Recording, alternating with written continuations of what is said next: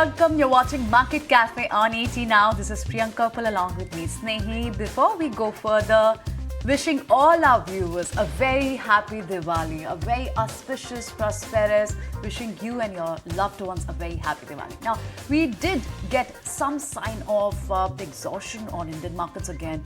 FIs again did a big selling yesterday and minor losses, modest losses, what we saw in US markets also. Get you cues from US, Asian markets and all the stocks that will be buzzing in trades today. But let's get started with the US markets, wishing Snehi also very happy Diwali. Absolutely. Happy Diwali to you, Priyanka, and very happy Diwali to all our viewers as well. Let's kickstart the show with the global handover and talk about what the US has been up to yesterday, because it's been a slightly somber trading day coming in for the US markets. Yes, if you take a look at Dow Jones, that was down 0.2%. S&P 500 was also down by 0.3%. Nasdaq, however, slightly more than 0.5% decline coming in for Nasdaq as well. And the US VIX was up more than 5% yesterday, so that's a little sign of a caution coming in. But well, yes, somber day coming in for the markets. Nasdaq was more than 100 points lower in yesterday's trading day. Let's understand what's happened and why this has happened, because in after hours action you had Meta Platforms that dropped 3% after missing the street expectation when it came to its earnings. Microsoft revenue guidance disappointed investors as well, dragging shares nearly 4% lower as well. Now, investors also weighed in the third quarter US GDP product reading. We'll be telling you more about that later as well, which showed the economy grew at 2.8% annualized rate, falling short of that 3.1% that the street was penciling in. So that's another reason, another catalyst that was weighing on the markets yesterday. And also the personal consumption expenditure price index for September, that's also going to be important to watch for, because it happens to be the Fed Reserve's preferred inflation gauge. It's their preferred metric to gauge inflation and take policy action on the basis of that.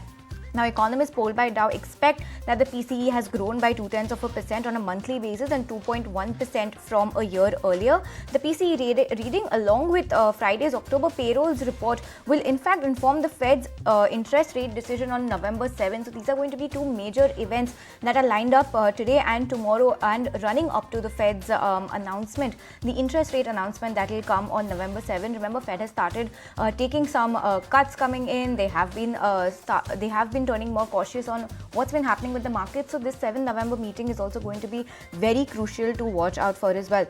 Now, tech earnings will continue for Wall Street today. You have tech giants like Apple, Amazon that will be coming out with their numbers today. Uber, Merck, Intel, all of them are going to be coming out with their numbers today. And also on the economic front, you have the weekly jobless claims data coming out from the US today. So that's largely how the US has closed, looking slightly somber for the US markets. But if you take a look at what the European markets were up to, well, they have taken a much steeper cut than what the US markets have done. DAX is lower by 1.1%, FTSE lower 0.8%, you have CAC lower 1.1%, and overall stock 600 also deeply under pressure, 1.2% cut coming in on that index as well. So US looking somber, Europe looking even weaker than the US. Our GIFT Nifty also implying that we're going to have a subdued start today. Let's see how these global cues pan out for our markets today. So weaker kind of guidance that has come in from Meta and especially Microsoft, that has weighted on the market, US market. Well, let's see what the next week also fares out. November 5th presidential election, and then 7th November is what the Fed is going to do further. All eyes on that. But then in the meantime, oil prices, they have rebounded on Wednesday, rising more than 2% after especially the data that showed that the US crude and gasoline inventories, that has fell unexpectedly last week. And there were also reports that OPEC Plus may delay a planned oil output increase. So nearly falling off for more than 6% earlier in the week on majorly on the reduced risk of wider Middle East war. Brent crude futures now have settled $1.43 or nearly 2% at 72.7 a barrel. Now, talking about the gold also, but then gold prices, they rose to a record high as yet. The gold is actually, all that glitters is actually gold, we must say, for the gold. On Wednesday also, we saw a surge in prices. Spot gold that rose to 0.5% to 2,788, precisely $2,789 per ounce after reaching an all-time high of $2,789 earlier in this session. In fact, US gold futures also have gained by 0.7%, and now they're trading at $2,799 per ounce. That's the check. If you like this video, then like, share and subscribe to ET Now.